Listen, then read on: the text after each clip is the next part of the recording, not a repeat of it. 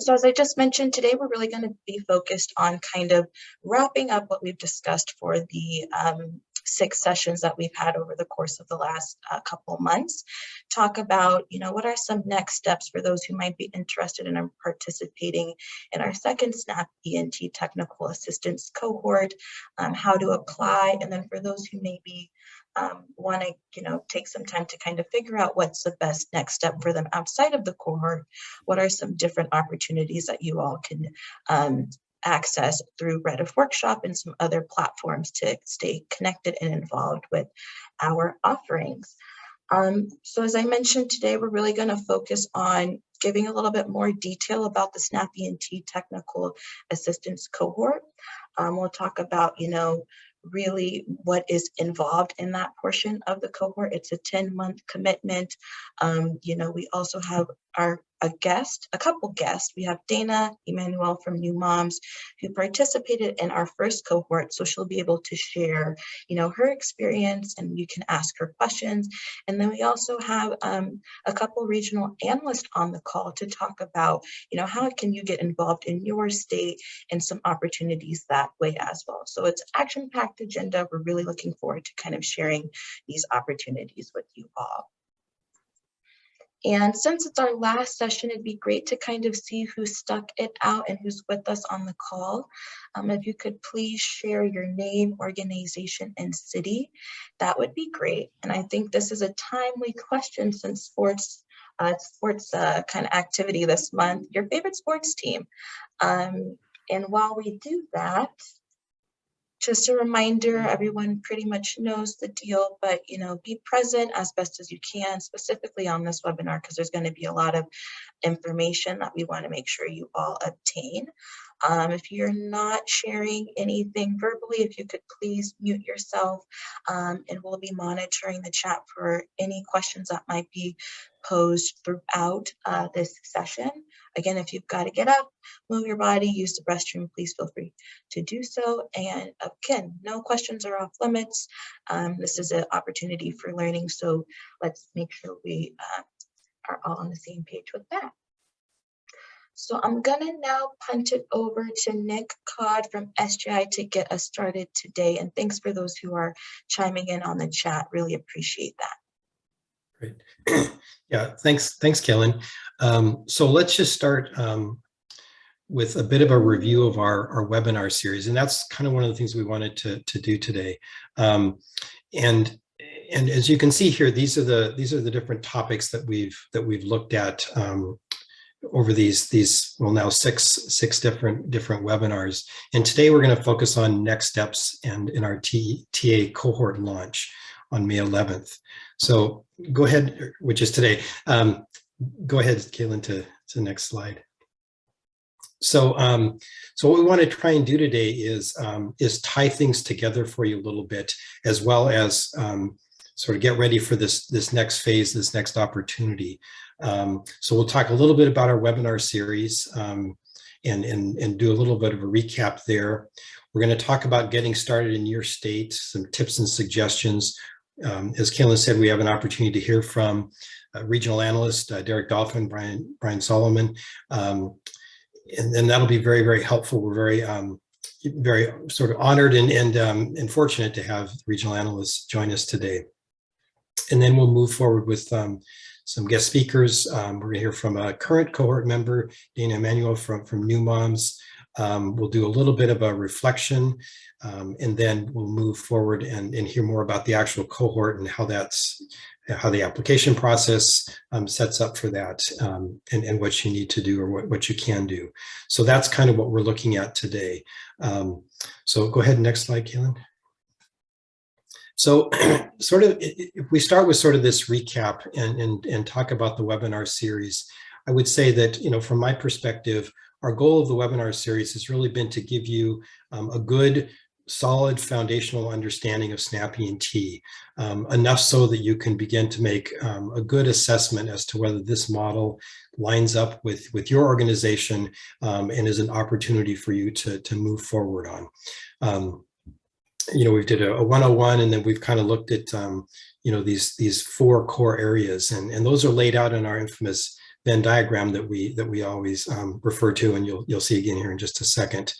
So as we've provided this information and you've been able to kind of absorb this and think about how it lines up with what you do, the next big thing that you're looking at is understanding the opportunity locally for you in your state or your county. So what would you need to do? Who do you need to talk to? What's the process to become a provider? And so there's some key questions that we've talked about, and we want to talk about them just a little bit more today, as to kind of what a next step might be for you. Next slide. And again, here's the way we've sort of laid this out with the Venn diagram over the course of these webinars. What I did want to just say is we sort of transition from the webinar series to the cohort. I think a key difference is in the cohort, we provide training and a lot of actual technical assistance that really is focused on your particular organization. So it's an opportunity for you to get some assistance, to ask some questions that relate to these different elements that are very much tied to what you and your organization is doing right now, where you are, what your situation is. And we know that there's lots of commonalities with social enterprises, but everybody operates in somewhat of a unique environment. So the technical assistance cohort is an opportunity to really look at that more detailed, personalized or customized level. So I think that's the opportunity there. And just quickly examples. I mean, you're going to hear from new moms, which will be great, but we've worked with some organizations in our first cohort, which is still going, to look at like how their current services line up with the SNAP E&T components, to take a really detailed look and say, okay, this is what we do. These are the components. This is where I think we see some overlap. And then we've done similar types of things around their participants. Here are the people we serve. We think most of them are on SNAP, but we're not quite sure. So, how do you go about making that determination? How do you figure all that out? How do you even have conversations with people as they're coming in the front door about SNAP? So, so those are some of just a couple of common examples of things that we can look at in the cohorts themselves. So again, this is kind of the framework, and the cohorts provide an opportunity to kind of go down to that next level. So, as I've noticed, as you've sort of done this work around the Venn diagram, the next big question is what do you need to do locally in your state or your county? And so we have a great opportunity today to hear from the regional analysts. We're going to hear from Derek Dolphin initially, and I'm going to turn this over to Derek in just a sec. But the regional analysts really provide a great resource for you to start answering some of these questions. They can be very, very helpful to you. They can be real, true advocates. So, again, I mean, it's a great resource and a great opportunity. So Derek, I'm gonna go ahead and turn things over to you, and you can share your role and your tips and your suggestions. Good afternoon. Good afternoon, everyone, and thank you, Nick and Kaylin, for having us on here. I would be remiss if I did not introduce one of my partners in crime, Brian Solomon. Brian, are you out there? I'm here, my man. Hi, Derek. Hi, everybody. All right, awesome. Great. So, Brian was really tagged to do this, but he was a little under the weather, so he asked me to kind of take the lead on this. So we'll be tag teaming this session to help you all on this journey of SNAP E&T. First, we want to start by talking about, our role as regional analysts. Primary responsibility for us is to engage organizations that could potentially serve as third-party partners and provide technical assistance to those potential partners and educate them about, as much as possible, about E&T. We also provide technical assistance to our state agency partners, assisting them with transforming their programs and trying to implement a demand-driven approach to workforce development, which has been a real heavy lift for us. And then, most importantly, we facilitate an introduction between the potential SNAP E&T third-party partner and the state agency. We can provide a really good insight regarding where your state is with their program and connect you with the essential point of contact that you need to engage in order to get the conversation started. Brian, you want to add anything in terms of our role? And you're on mute. Yeah, I know. No, you covered it really well, man. Thanks. Keep cranking along. You're doing great. All right, the other thing that we do is we troubleshoot partnership issues. We sometimes don't get involved. A lot of times we try to stay out of the fray because ultimately the partnership is up to the state agency. We could love you till we're blue in the face as a third-party partner, potential third-party partner organization, but at the end of the day, the partnership is between your organization and that state agency. And so they ultimately have the final say on who they partner with. So that's really important to know. A little bit about how you could possibly get started in your region. Well, you're doing it right now, right? Learn as much as possible as you can about all the different moving parts of SnapENT. As you probably have discovered, there are a lot of different moving parts to this program, and repetition is your friend. Repetition is good. So some of the stuff we're talking about right now, you might have heard. If Redif and SJI did the job I think they would do, which is excellent, in educating you all on what's necessary to pull this thing off. But you want to develop internal SnapENT expertise in your organization, in your staffing capacity, so that you have folks that really know this program or have the information that you need to be successful. So you want your people to take advantage of any type of informational sessions, any onboardings that are, sponsored by the state agency, by the federal government, by us, by USDA. We do a lot of different technical assistance and webinars and stuff like that. And by working with partners like SJI and Redif and getting, information about the program and how it operates. We also have a great resource in the Snap to Skills website. I don't know if any of you had the opportunity to go check that out, but there's a lot of good information on that website, policy briefs, best practices information, stuff like that. Brian, am I missing anything in that? No, sir, you're doing great. No, sir, you're doing great. Another good, somebody want to say something? Yep. Yeah, we're having a little issue audio. You're cutting in and out. I don't know if there's possibility to. I hear that too. Yeah, Derek. All right, that's weird because everything looks fine on my end. That's okay. I just wanted to flag. We can still hear you, just a little in and out cutting. That's all. All right, I'll try to stay close to the microphone. That's great. How's that? Is that better? Yes, thank you. Okay. So take advantage of any opportunities you have to get information on SnapENT. The more, the better. Okay. The other thing you might want to do is connect with other organizations in your state who have already been successful SnapENT third-party partners. They could be key in learning about how the state administers the program, especially when it comes to verifying eligibility for the reverse referral process, documentation for invoicing and getting paid, which is really important, or getting reimbursed, as we say in SnapENT. I've seen organizations who are newer to the program actually partner up or work with other organizations to help them along in that process. And use your USDA analysts as a resource. This is what we get paid for. This is what we do, and we love it. And we work with a lot of different organizations throughout the country. There's 7 of us, and I will share our names and the regions at the end of this piece here.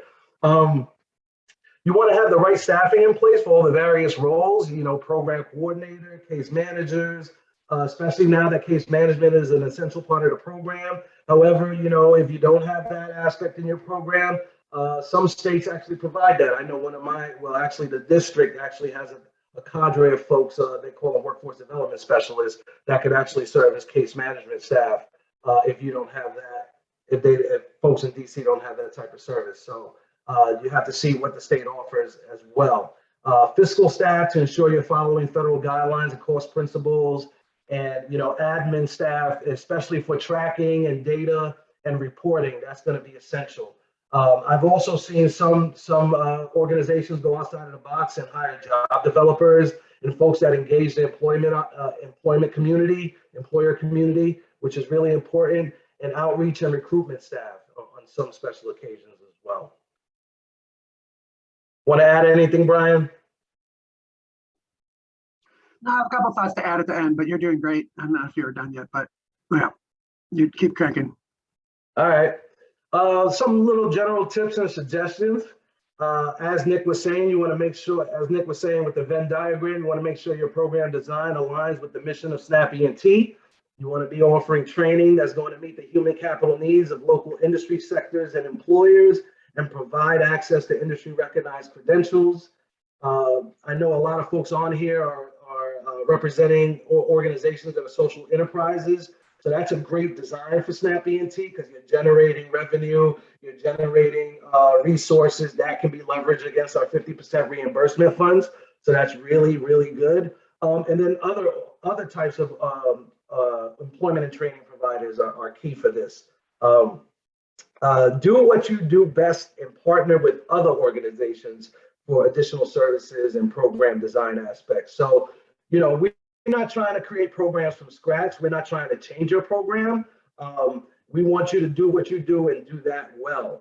And then, you know, there's actually, I've seen models where you could have an organization providing career technical training and then the other partnering with another organization to provide, you know, the case management wraparound services that's essential for the program. So that is allowable. That's something that we see in some places and something you may want to consider depending on your program design. But however, if you're looking to start a new program or transform your program in some sort of way, you may want to pilot that idea. You know, I've seen that done where we had organizations kind of go back to the drawing board, pilot an idea, and then come back to the state and say, okay, we're ready to partner now. You know, you want to come with proof of concept, proof of program design. So that's key for that. If you're not already serving SNAP recipients or low-income populations, be prepared to do outreach and recruitment because the state agency is not going to send these people to you. All right, it's just something we've been battling for the last since I've been in USDA. You know, state agencies are not doing a great job at referring folks to providers. And so, you know, a lot of providers find themselves having to do that outreach and recruitment to get folks into the program. And your best outreach tool is word of mouth and your success stories. That's the most powerful outreach tool you can have. You want to include eligibility information in your intake process up front when you're bringing people into the program to get a sense of your population, what your numbers are going to look like. And, you know, this is something I got when I first came on board USDA, and I went to a conference in Seattle where SJI was presenting, and they said, start small. And I carry that with me to this day. Start small and then scale it.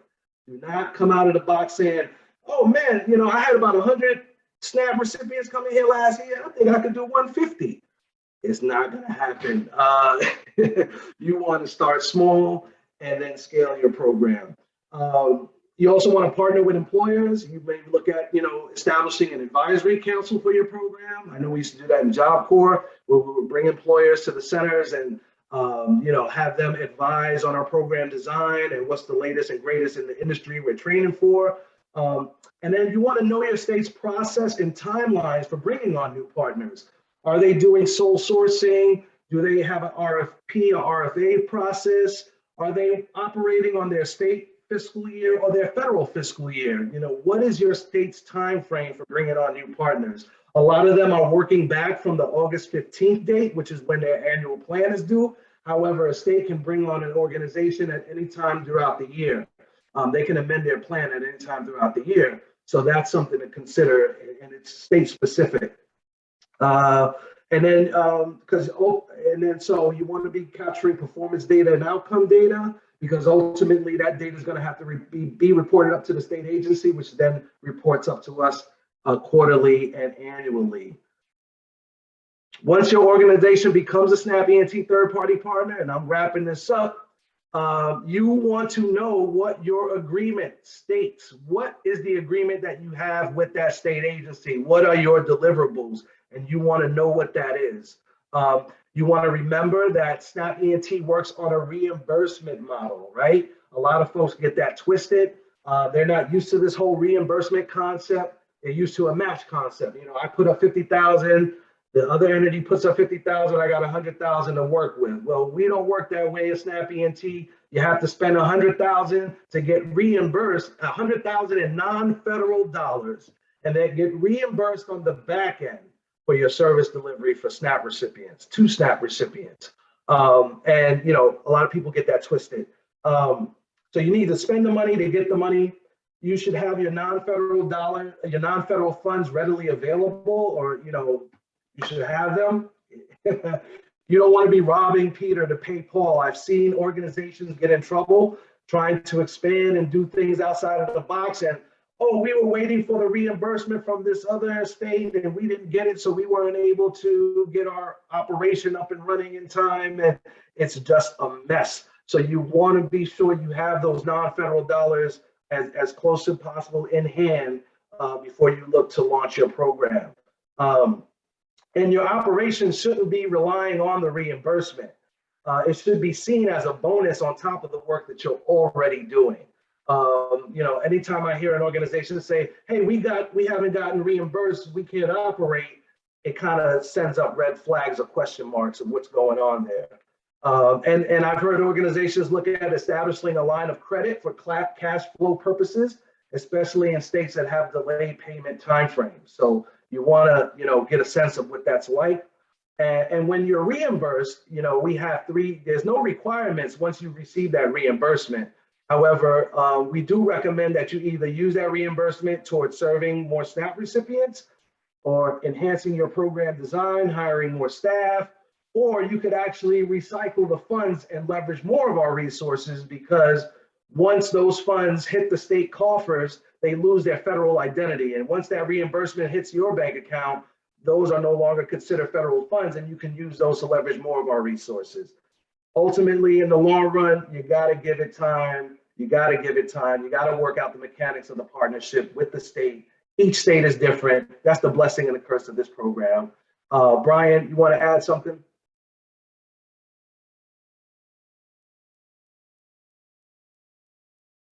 My God, I couldn't find my mute button. No, that was great, Derek. Just a couple quick thoughts to add, just kind of more higher level, maybe a little bit. Just a reminder, just touching on a couple things Derek said that maybe we could focus on. One, this is a national program, but every state is different. Every state is an entity unto itself. And so Derek is absolutely right when he says, you know, before you get too far down any particular path, like talking to other partners or doing anything like that, talk to one of us, the regional analysts. We know our states really well. Talk to partners like SJI or REDIF. They are starting to really learn, especially SJI, but REDIF too, starting to really learn about partnerships around the country and which states are in what conditions and kind of where they're at. You know, there are a lot of different folks out there that are really starting to learn more about ENT, but feel free absolutely to start with your analyst or of course with the state. But we can always give you a link to the right person at the state and give you a sense of their landscape. Also just want to highlight that it is work, like Derek was saying. I mean, these are federal funds, right? This is work. Yeah, and CEO, right, Kaylin, thanks. It's work. These are federal funds. If your organization already has federal funds, you're familiar with what it takes to get federal funds and monitoring and all of that kind of stuff to make sure they're being spread, used properly. But it's worth it. It's work up front. It's definitely some work up front, but the vast majority of our partners around the country, once they get through those first couple of years, you know, are really kind of getting it in and figuring out how to do it. And especially the ones that have federal funds already, they'll be able to hit the ground running. But for the ones that don't have government funds, and this is new to them, it might take a year or two to get used to it, but they're all still on board. Those partners stay around because it's hard at front, but the workload goes down and the rewards go up over time. As Derek said, start small and build from there is a perfect way to do it. Just want to say FNS is really focused now on sort of getting quality partners, ideally with workforce system connections. You heard Derek talk about that a second ago. You know, we're not training for just the sake of training, right? We really want to move people into career pathways and out of poverty. And so if that's the kind of work your organization is doing, then you're probably going to be a good fit. And also, we don't need organizations to do everything. like Derek hit on this, and I think it's really important. We just need you to do one thing and do it well. And ENT program doesn't ask you to start changing your model or doing anything different. We just want you to focus on what you're doing and doing it for our participants. And that's where the reimbursement comes back in. It's really just trying to do what you do well. We can't do it. The states can't do it without you. Our partners are literally the backbone of this program, are our partners. Right. We cannot do it without them. And then just last but not least, please don't screen yourself out. Like, you're obviously on this call, you're trying to learn a little bit more. So you're obviously interested, but don't screen yourself out. I've talked to a lot of partners that are like, I don't think I'm a good fit. And I'm like, wait, let's talk through it. And we talk through it and they are a good fit. So obviously you're here, so you think you're at least a good fit. But if all of this sounds good that Derek and I are saying and that Nick was talking about and Kayla and everybody else, please give one of us a call and and make sure. Don't just think, oh, this is too much work, because the rewards are worth it. And like I said, the vast majority, like 90+% of partners who've come into this program across the country are still there, which goes to show you that even though it's some work at the beginning, the rewards are worth it. So thrilled to have you all on here being interested. We're really trying to build this program up. It's really new. ENT's been around for 30 years, but it's only been a few years that all of our states in the country have really been trying to bring on these new partners. So we're on this journey with you. For sure, right? And Nick and Kayla, they know, and we'll be there with you every step of the way. So we're not just there at the beginning to help connect you to the state. We're there every step of the way to help make sure that this partnership develops and flourishes and is good for our states, for our partners, and for our participants. So thanks for the opportunity. And Derek and I are both here to answer any questions you guys have. I don't know how much longer we have, Kayla. Yeah, before we go to the Q&A, I just want to say one more thing, and that is, we can help anyone get to the state, right? So depending on the state, that point of contact is key at the state agency. And each state agency should have an ENT champion, hopefully, So in Northeast, you have Kevin Pasquetta. He's the analyst there. I'm in the Mid-Atlantic. In Southeast, we have Nick Espinosa. In Mountain Plains is Josh McDaniels. Now Mountain Plains is Denver, out of Denver. Southeast is Nick Espinosa is out in Atlanta. And we have Southwest, Jason Turner's in Dallas. And then Brian, of course, is in San Francisco in the Western Regional Office. And then in our Midwest office, we had a gentleman by the name of Ray Prendergast who just retired. And so Brian and Nick are filling in for Ray. So I'm sure Nick has all of our information. So you can get to us through Nick and through Susan. So if you need to get to us, please get to us through them. And you can always reach out to Derek or me, and we can connect you to the right analyst across the country as well. So feel free to start with us as well. Yep. So any questions? Really quick. I think we might have taken up too much time, but I'm sorry, Nick. No, this was great. Thank you both for sharing that information. I see Sherry has a question. Yeah. Yeah. Is there a place on the web that has that regional contact information? Yes. I don't have the specific URL, but we could dig that out and send it to Kaylin so she can get it to folks. First, yes, 1,000% can send that over. Great question, Sherry. Any other follow-up questions for the FNS team? And again, thank you both Derek and Brian for joining us today. That was really helpful. Oh, our pleasure, Kayla. We'd do anything for you. You know that. Thanks for having us. Of course. Thanks. Awesome. And don't hesitate to let us know if we can be of assistance. Okay. Excellent. And Wanda, question.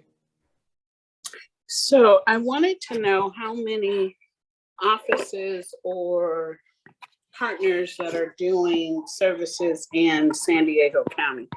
I'm very familiar with CEO. Oh, okay. Yeah, San Diego.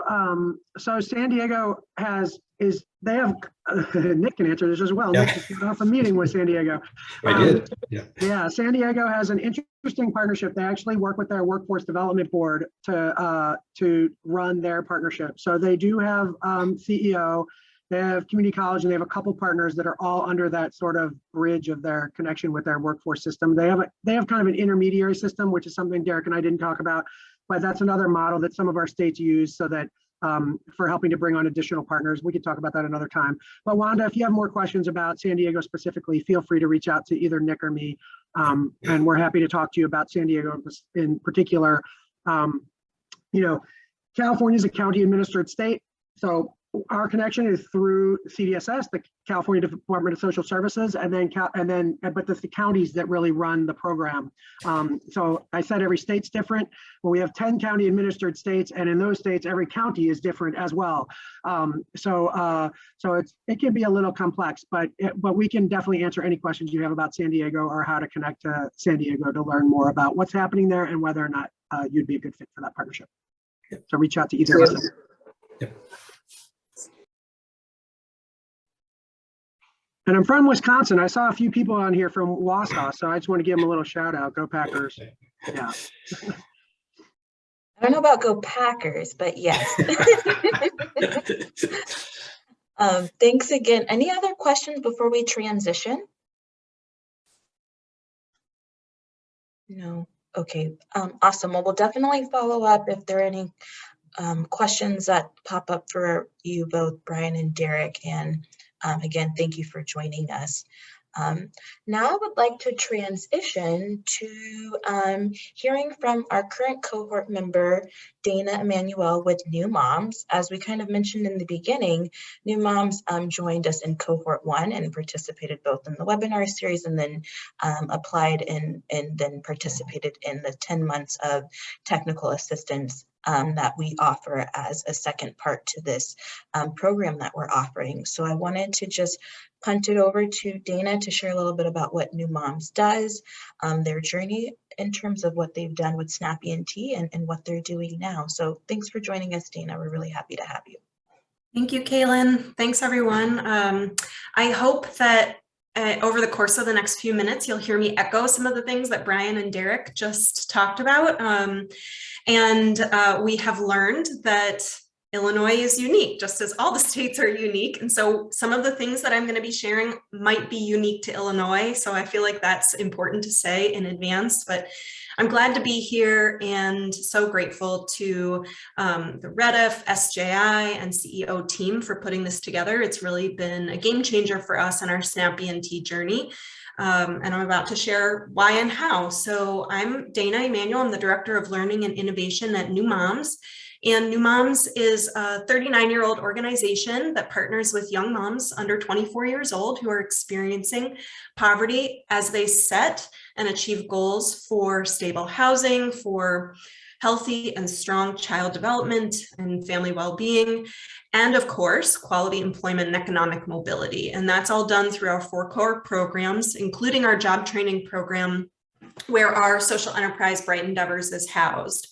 And we do all of our work across all of our programs using a coaching model that centers on the family and uses the brain and behavioral science of executive skills across all of our program services. So whether that's in home visiting, in housing, or in our job training program, we use a coaching approach. We serve about 400 families per year across all of our programs, and our job training program specifically serves about 80 to 85 young moms per year. Our job training program is about 16 weeks. It's fully paid, and moms work from Monday through Thursday in a combination of one-on-one kind of coaching, group-based coaching, and hands-on production at Bright Endeavors, which is our candle making social enterprise. And my role at New Moms is twofold.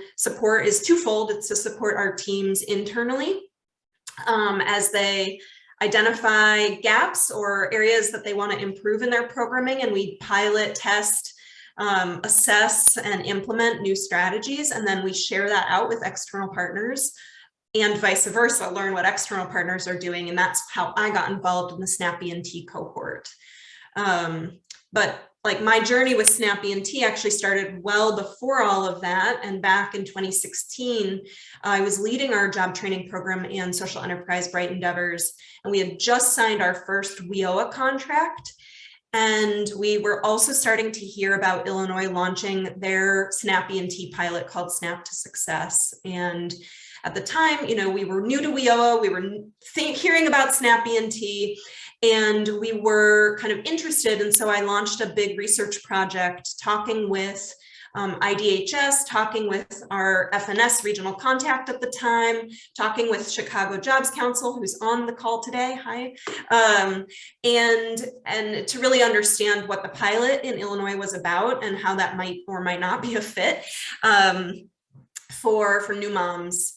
And we decided that although our job training services themselves were a really clear fit with the SNAP ENT program, even the pilot at that point in Illinois, we weren't a great fit at that time because of the pilot itself in Illinois made that there was some uncertainty with the administrative processes. And internally, we just launched WIOA. And so we were still figuring out how to administer federal funding within our job training program. And we wanted to get that infrastructure set, the administrative and operational processes clear before we added a new potential pilot of federal funding. We also were at our capacity with administering that federal funding at that time. And we also, many of the young moms at that time that were coming to our program were receiving TANF. And we, as you all have learned through your courses with REDIF over the past few months, that TANF, those who are receiving TANF are not eligible for SNAP ENT. And so we thought that that was like a non-starter. So I'll say here that this is what like Derek and Brian were saying, where we kind of like assumed that was a non-starter and took ourselves out of the possibility at that point back in 2016. And if I think about what I learned from that, I might not have just said, that's a non-starter, and be done with it. I might have said, oh, what are some ways that we can think about this differently in our programming? But here we are in a different place now. We also, I'll just say, we had a different financial perspective at that time, and we're thinking about the reimbursement period in Illinois was coming out of like a budget crisis in 2016. Contract reimbursement and payment was really tough for all nonprofits in the state. And so we didn't fully know how long the reimbursement process might take for SNAP 50/50. And so we decided to let Illinois kind of figure some things out before we started to pursue and kind of like get involved with reimbursement. So all that said, we decided at that time not to pursue it, but when we heard about the REDIF SNAP cohort, having been a beneficiary of REDIF's coaching in the portfolio since 2015, we really trusted REDIF's TA and the way that they cultivate a learning journey. And so we decided to kind of re-engage. Illinois was also coming out of their pilot and their SNAP ENT pilot. And so we decided to join the cohort to see and assess, okay, has anything changed with us or with Illinois or SNAP ENT in general that would make this a better fit? And we've discovered that, spoiler alert, that it has. And yes, we're moving forward with it. So in terms of our goals when we started the cohort, we really started in a different place than where we ended. Our goal at first was really to evaluate the cost benefit and like the return on investment for SNAP ENT at New Moms.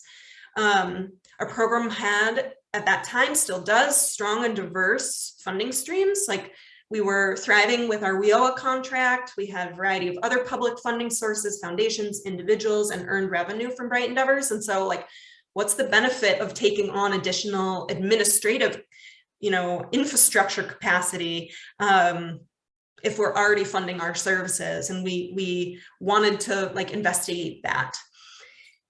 We kind of went through the learning journey with Susan and Bob, our coaches, as well as through the tailored coaching sessions. We learned a ton about all of the aspects that you all have learned about the program, but we could like ask some targeted and tailored questions about our population around TANF specifically, questions about grading and blending WIOA funding, how to ensure that we were making sure like WIOA was separate from SNAP. WIOA covers wages, our CDBG funds didn't cover wages. Like there were all these different moving pieces that having the tailored coaching with Susan and Bob really helped us get like much more in the weeds on. And So when we started to think about that, we started saying, oh, we can just do a simple financial model for a few different ENT scenarios. And that was kind of our goal of our cohort. And that didn't happen because we learned it was way more complex in some ways and way more simple in other ways. And we figured that out by kind of creating an internal SNAP ENT working group in our team with our CFO, our contracts manager, our chief program officer, and our program director in our job training program.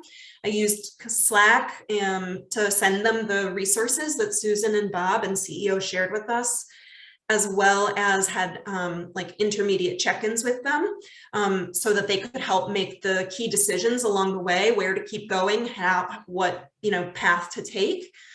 We also started talking with our SNAP ENT intermediary in Illinois early on in the cohort so that we could establish a relationship with them, understand what their application for a third-party provider timeline was. Even if we decided not to apply, having that information early on was really important and helpful and bore fruit later on as well.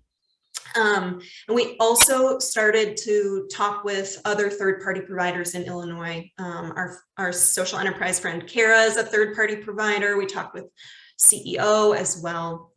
And what we learned, and Brian and Derek both said this, is that it's okay to start small. And that's what we're going to be doing starting in July as a third-party provider in Illinois. It was a hard mindset shift because oftentimes in funding and our contracts, and even in our our core value of imagining audacious possibilities, we want to go big, we want to start big, we want to have big numbers of enrollments and big impact. And really the idea of piloting small groups or small numbers of enrollments first is the way that we approach iterative change in our program strategies. So it makes a lot of sense that this is the same way we would do a funding strategy with SNAP, but it's a different way of thinking than a lot of other funding streams. And so I appreciated that. So we're just going to start with 2 or 3 participants when our contract starts in July. And then we have figured out, as a result of the coaching in the cohort and our early conversations with Abel, that we are actually going to be able to kind of weave together, instead of thinking about WIOA and SNAP ENT, we're going to be thinking about how to braid together our CDBG contract and our SNAP contract, with the expectation and hope that in Illinois, they will approve SNAP ENT reimbursement for participant wages in employment social enterprises soon, hopefully in the coming year or sooner. And so with that, if we blend that together with CDBG, we'll actually be really well equipped to serve more participants as well. So that's what we're doing next. The next steps for us are really figuring out the timing. SJI is going to be doing a training for our frontline team in a bit this summer, which we really appreciate because they're definitely the experts.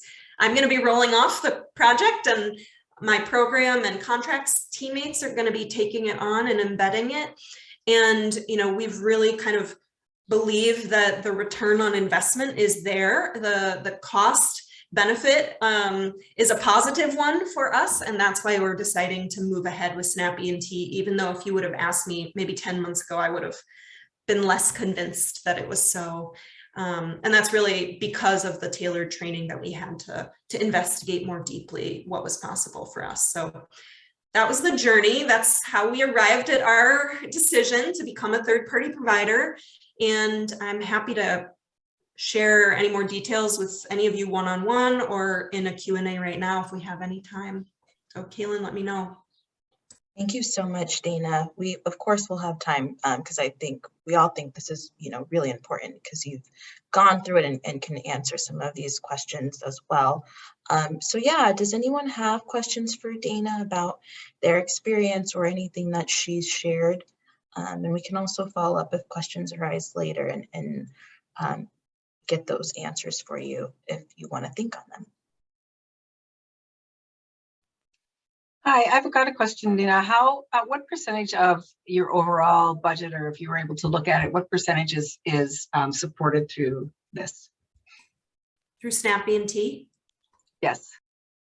I don't know because we haven't started yet. We actually are doing, Susan's going to be helping us review our draft budget tomorrow from our contracts manager. But let me do some quick, give me 1 second to think about it really quickly. It's going to be probably around, like, I would say 7%, 8% to start, I think. That sounds good. Thank you. Yep. Maybe a little closer to 10, if I'm being honest. Yeah, I think probably a little closer to 10, but I'll see the budget tomorrow. That was the hardest thing for me to wrap my head around a little bit. Like, Susan really helped us think about, like, if we looked at the full program versus just the CDBG contract, that we could think about our budget a little differently. And that was a big light bulb moment for us.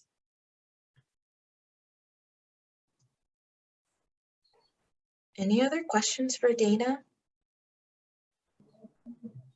Or if the TA team wanted to chime in or add anything, but new moms, you all have been great, and we really appreciate you sharing your experience and just being a great example of, what can happen through participating in this experience. Thanks. Great. Well, of course, if you all have questions later on, don't feel free to email me and can pass them along to Dana. And again, thank you, Dana, for sharing your experience with us. Now kind of shift over to reflections now that we've heard from, an organization that's participated in the cohort. We've heard from FNS, can have done kind of a nice debrief of what we've discussed over the last couple of months. So I'll punt it to Susan. I think we're going to skip through a couple slides just for time considerations. And I believe this is where we wanted to land. Yeah, thanks, Kaylin. So yeah, we want to give you a chance to just kind of chime in, tell us, and think about, after you've heard all these, from all these different places and attended the webinar series, hopefully.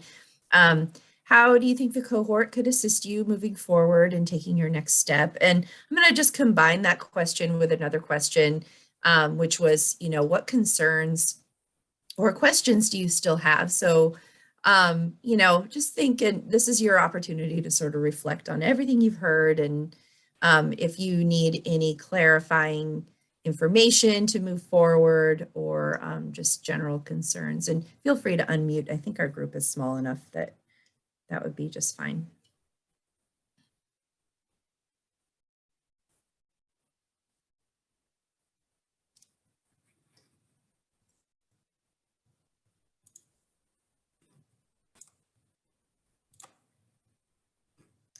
And I'll add just one more in there that we were going to include is also what excites and motivates you about potentially being in the cohort. So those are just some of the things that we would love for you to share.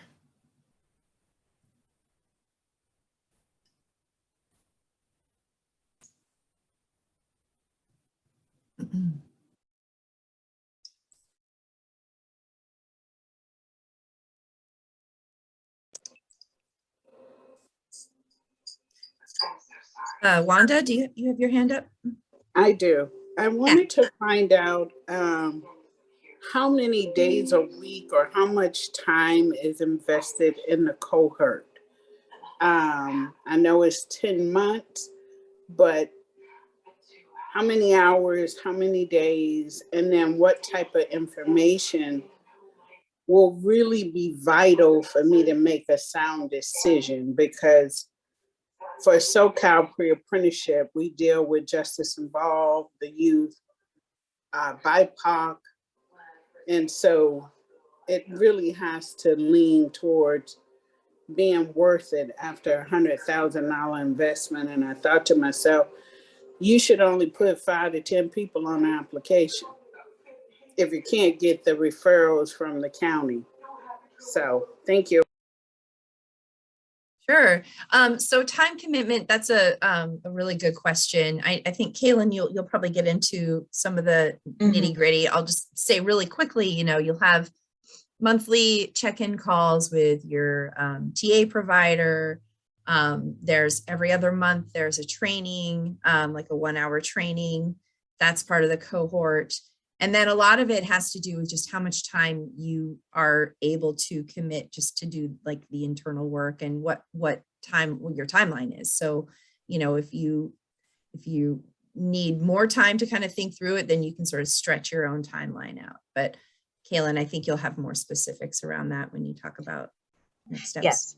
Yes, we're going to transition to getting into the details of the cohort and time commitments. But essentially what Susan shared, it's kind of choose your own adventure. You know, some folks might have dedicate a lot more time than others, and that just might be dependent on who's participating in this portion, what your goals are, because they're going to be all dependent on your organization in particular. But we'll get into the details after this portion. We thought about how the cohort would look. We did certainly take into mind that everybody has a full-time job, and this is not, you know, this is something that you're doing kind of on top of everything else that you have to do to fulfill the mission of your organization. So that is, you know, recognized in what we're offering. Any other comments or questions?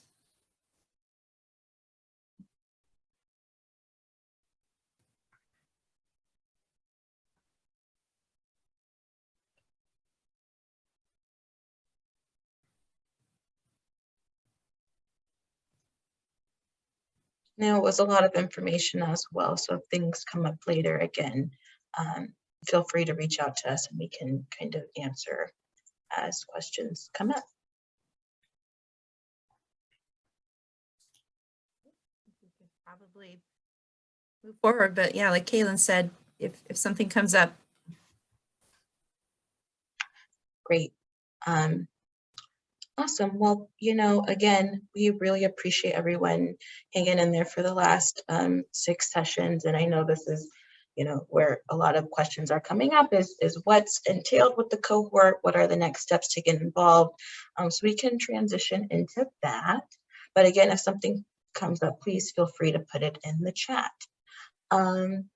Great. So, you know, this slide really talks about the benefits of participating, which I think have already been echoed through some of the things that Dana shared, and what Brian and Derek have kind of mentioned in terms of next steps and what might be useful. We try to fold that into what would be offered in the cohort specifically. And in terms of who we recommend should apply and who we're interested in applying, really looking for organizations, employment social enterprises that may have an existing SNAP ENT third-party partnership but would like to expand, or those who are interested in becoming a third-party partner. As Dana mentioned, you know, it's okay to start small. This is an opportunity to kind of get into the weeds about some of the things that we've already talked about over the last 6 sessions and really customize your experience to the needs that you're looking for. I also wanted to acknowledge that there are some entities on here that are not technically employment social enterprises or, you know, nonprofit organizations, and we'll definitely be following up with you to see what opportunities might be of interest to any departments, counties that have been on the call to make sure that we engage everyone who's participated. And so, you know, benefits, individual technical assistance that's already been mentioned with either our partners at SJI or CEO. That's pretty much for the first 6 months, you will have those one-on-one check-ins with your technical assistance team to kind of customize and work through a work plan about what you all are looking to establish and accomplish over the course of the next 10 months. The 4 months after are kind of self-paced, and our hope is that you'll take the learnings from the first 6 months and apply them to a more, you know, independent work portion. But we still do offer optional webinars that might be of interest to the cohort. The training topics are customized as well. So based on what the TA sees in their meetings, we try and tailor each of those collective group sessions to those needs. We also really, you know, understand the importance of connecting with peers. And so we're really trying to build that out so that you're able to engage with other members who are participating in the cohort, that you can lean on each other for, different, experiences that you might be going through. There might be overlap in states and can be a support system as well. And then our resource platform. So, these webinars are on the resource platform. We're continuing to build out those resources. So even if you don't participate in the cohort, there are still opportunities to move forward because you've gained a lot of knowledge as being engaged with this webinar series. And we want to make sure that we provide the tools and resources for you all to move forward to achieve your SNAP ENT goals. And so in terms of application and, next steps, so this link will take you, I hope this doesn't, okay, perfect. Give me one moment. I just want to show you all. This link takes you to our application page, which highlights again, the elements of the cohort and all the details. So this overview flyer gets into the nitty-gritty in terms of your time commitments that we would expect for anyone to participate. You can also see the application here that will be opening up on the 18th of May. So next week, Wednesday, it will open up for you to apply. And the due date is June 3rd. And I'll put those links in the chat as well. And so just to give a little bit more information about the application, it should take no more than 30 minutes or so to complete, but it's really important, and we really encourage you all to walk through this with your organization and team, because it is a commitment, and we want to make sure that there's buy-in on all fronts of the organization before committing and participating, because we understand that it might be one or two folks on these calls, but want to make sure that all teams are engaged before committing to participating in the cohort. So it has an outline of the deadlines here. We ask for you, obviously, your organization's name, if you've been participating in any of the other Rediff programming. And then we kind of ask, what are your goals for participating in the cohort? What would you like to achieve? We can't meet all needs. There might be many different goals, but we want you to kind of categorize what are the most important things that you'd like to get out of this experience. So you can take a look at that at your leisure as well. And so I'll put this link in the chat right now so you all have access to it. Give me 1 second. And I'll pause if there are any immediate questions right now. These are the deadlines that we're highlighting in terms of what to expect for next steps if you do apply to the cohort. Any questions about anything I've shared so far, or anything that the TA team would like to add?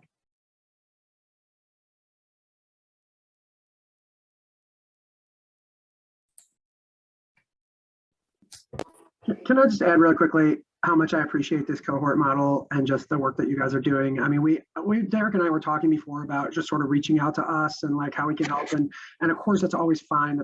It's a great way to do it, but it's very one-on-one. And here you have these experts, between SJA and CEO and Rediff that have really been not only developing expertise nationwide on this program, but also when they bring together the other cohort, it's such a great way of, instead of just doing this one-on-one little thing, like one new partner per state or whatever at a time, you got this whole cohort that gets to learn from each other and gets to support each other and just whatever. So, this is all part of a grant that USDA released, and we're just so thrilled to have Rediff CEO and SGI working on this, and this cohort model is a great way to do it. So I just want to echo that sort of encouragement to apply if you think you're a good fit for this. It just seems to be a great way of bringing on new partners nationally. So just wanted to add that. Thanks for the opportunity. Thanks, Brian. Wanda, I see you have your hand raised. Yes, I heard you mention nonprofit. SoCal is not a nonprofit. So does that automatically rule us out? Not necessarily. If you're able to be a SNAP ENT third-party partner, that's what our focus is. So you don't have, again, there are many different types of organizations, entities on the call, and so that's okay. And if we do have questions on your application, we will let you know before the, after you've submitted your application by June 3rd. We'll follow up if we have any clarifying questions.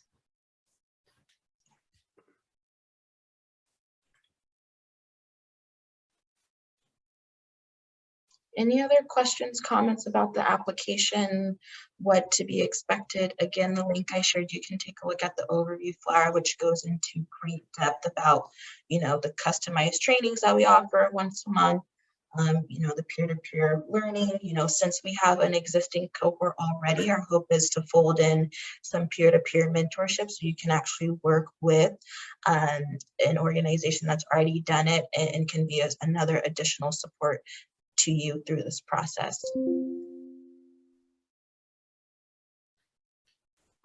I would just add, our current cohort that we're working with, which is that we're sort of in the final months, there's over 20. And, overall, we've seen some real good results, some clear progress. We've seen organizations go from not being providers to being providers. We've seen organizations that were like right on the edge, becoming providers and transitioning pretty well into their first year. And even organizations that were already providers make some good upgrades. So, we feel good about how this has worked so far, and we certainly are hopeful and optimistic that it would be helpful to a new group of organizations as we get started with this year. Mm-hmm. Thanks, Mike.